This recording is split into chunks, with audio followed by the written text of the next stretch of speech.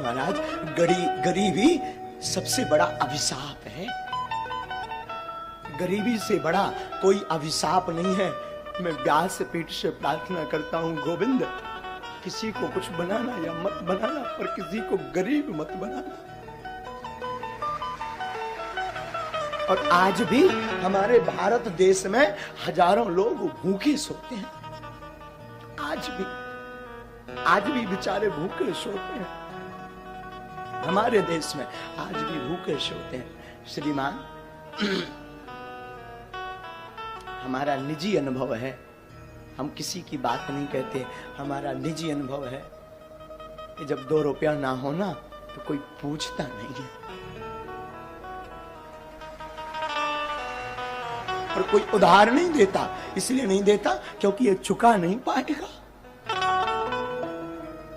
बड़े लोगों को ही उधारी मिलती है, गरीबों का तो सिर्फ परमात्मा होता है।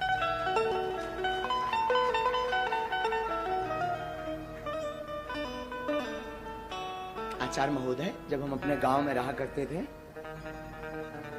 तो हम अपने गांव में भीख मांगते थे। 8 साल तक हमने भीख मांगी।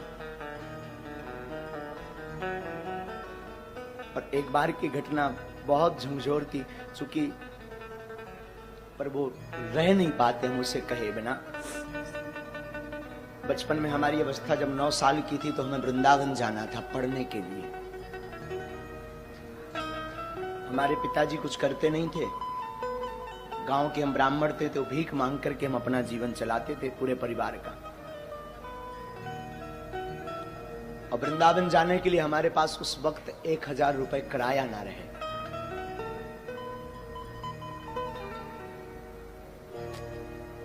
सच कहूं, लोग उस वक्त निमंत्रण कार्ड भी नहीं देते थे, क्योंकि ये आएगा तो फटे कपड़े पहनकर आएगा तो हमारी शोभा खराब हो जाएगी।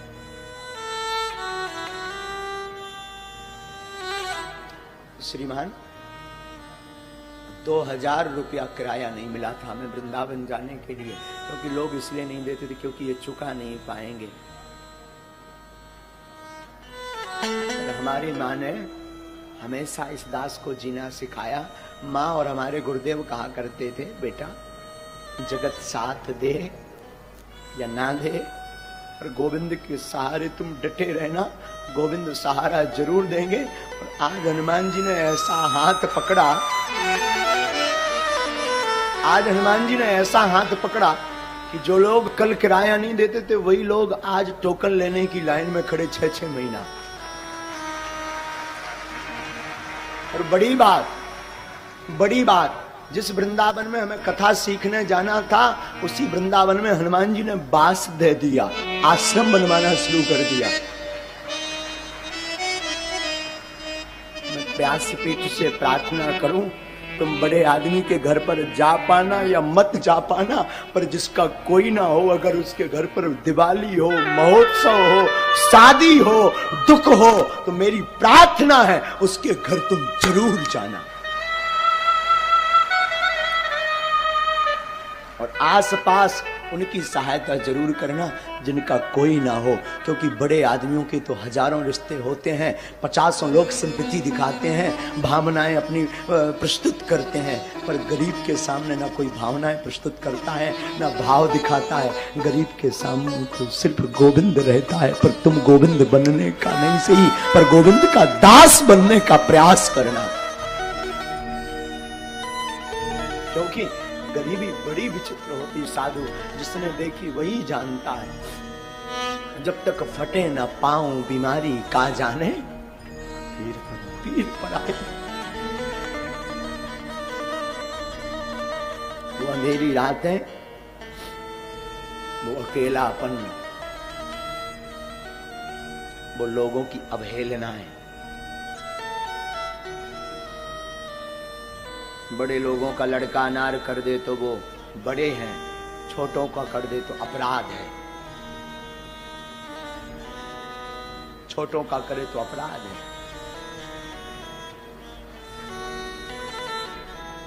बड़े लोग फटे कपड़े पहने तो ये फैशन, गरीब पहने तो औकात।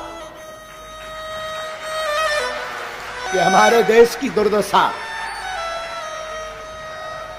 बड़ा आदमी जमीन पर बैठे, बड़ा आदमी जमीन पर बैठे तो बड़े हृदय दिल का, और गरीब बैठे तो ये उसकी औकात। द्विपक्षीय हमारा देश है, द्विपक्षीय, तो द्विपक्षीय हमारा देश है। इसलिए बागेश्वर धाम की व्यासपीठ को हमने इसीलिए सिर्फ और सिर्फ उनके लिए खोल रखा जिसका कोई नहीं है।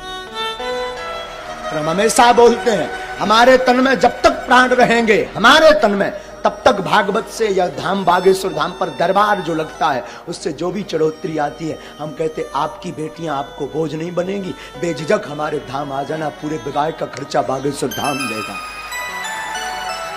तो कोई सहारा दे या ना दे, तुम आ जाना बेझिझक। तुम्हारे हनुमान जी बाप का घर है बागेश्वर धाम, बेझिझक आना। हमारी लोगों को भले ही बुरा लगता हमारा स्वभाव, कई लोगों को, इसलिए चाहे बड़ा आवे चाहे छोटा, लोगों को लगता हो, भगवान जाने, कई लोग बुरा भी मानते, चाहे बड़ा आवे चाहे छोटा, हमारी नजर में सब हनुमान जी के भगत हैं।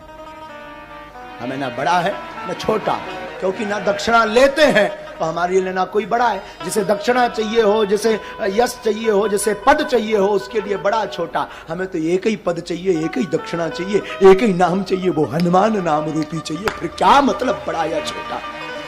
इसलिए कथा भी हम हमेशा अपने हनुमान जी को सुनाते हैं और बोल देते तुम्हारी क्षमता हो तो बैठो, नहीं तो भग जाओ, नो वेलकम। हमारी कथा आपके लिए नहीं है, अपने बाप हनुमान जी के लिए है। तुम सुनो या ना सुनो, मेरा बाप तो मुस्कुराता सुन रहा ना, तो बैठकर सुनता है और मुस्कुराता भी अद्भुत साफ। वो तो खड़ा खड़ा मुस्कुराता रहता और सुनता है कथा को। तुम क्या सुनोगे और आप दक्षिणा भी क्या दोगे? दुनिया खुद भिखारी है, वो क्या दक्षिणा चुकाएगी? अंतर इतना है, गरीब मंदिर के बाहर भीख मांगता, अमीर भीतर जाकर भीख मांगता, भिखारी दोनों है। जगत खुद भिखारी है, तो क्या आपको देगा? मैं प्रार्थना करूं संसार के लोगों से आशा मत करना, आशा करना तो सिर्फ गोविंद से करना। जगत तभी आपको साथ देगा जब आपके अंदर होते के धोते होंगे। कुछ नहीं होगा, जगत साथ नहीं देगा, क्योंकि सब भिखारी हैं। अंतर इतना, कोई बाहर भीख मांगता लाज लज्जा छोड़कर, और कोई जो है पर्दा के अंदर भीख मांगता, भीख दोनों मांगते हैं। मैं प्रार्थना करूं, बुरा जरूर लगेगा मेरी बात का, और लगे तो हमें कौन था लिया पर समझाने, करिया मो कराओ। लगे भी बुरा तो मुझे कोई व्यास पीठ ही अगर सत्य नहीं बोलेगी तो कौन सत्य बोलेगा। आजकल मंदिरों में भी वीआईपी सुविधाएं हो गई हैं, गुरुओं के पास भी वीआईपी सुविधाएं हो गई। मैं प्रार्थना करना चाहता हूं, सब उंगलियां एक सी नहीं होती, ये बात ठीक है, पर उनके लिए जरूर कुछ बनो जिनका कोई नहीं, जो 2 रुपया चढ़ा नहीं सकते, उनका जरूर बनो, उनका जरूर बनो। एक घड़ी बड़े आदमी का, प्रतिष्ठित आदमी का आप निमता छोड़ देना, उसको सहयोग देना छोड़ देना, उसके साथ खड़े होना छोड़ देना। पर मैं प्रार्थना करूं, I request all of you, उस गरीब का साथ देना मत छोड़ना जिसका कोई ना हो।